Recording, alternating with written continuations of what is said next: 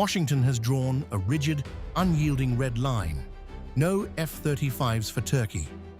In a formal binding communication sent directly to Congress, the US State Department reaffirmed that Ankara still fails to meet the strict legal conditions tied to its Russian-made S-400 system.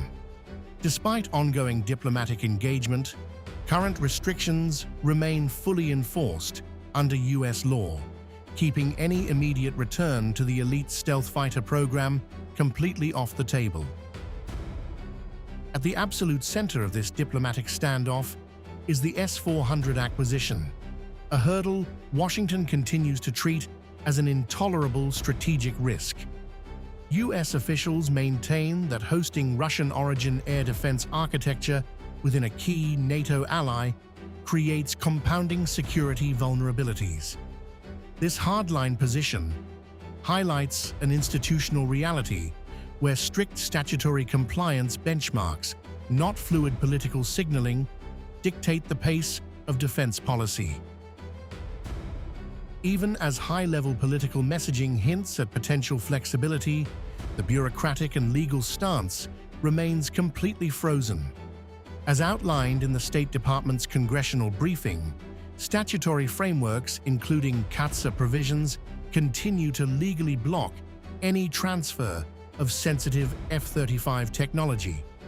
Policy continuity in Washington is fundamentally anchored by legislative mandates, severely narrowing the scope for rapid breakthroughs even as bilateral ties show positive momentum elsewhere.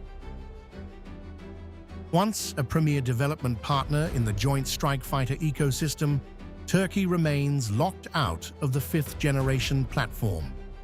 The pathway to re-entry is explicitly defined but entirely unmet: the complete, verifiable removal of the S-400 infrastructure and ironclad guarantees against future acquisitions of rival military hardware.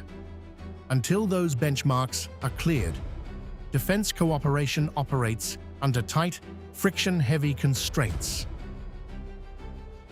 The definitive message from Washington is heavily calibrated, yet absolute. Diplomatic progress is possible, but it remains strictly conditional. While broader regional security alignments are actively under discussion with Ankara, the linkage between the F-35 and the S-400 is non-negotiable. For now, this high-stakes deadlock serves as a masterclass in how rigid domestic legal thresholds continue to govern complex international strategic partnerships.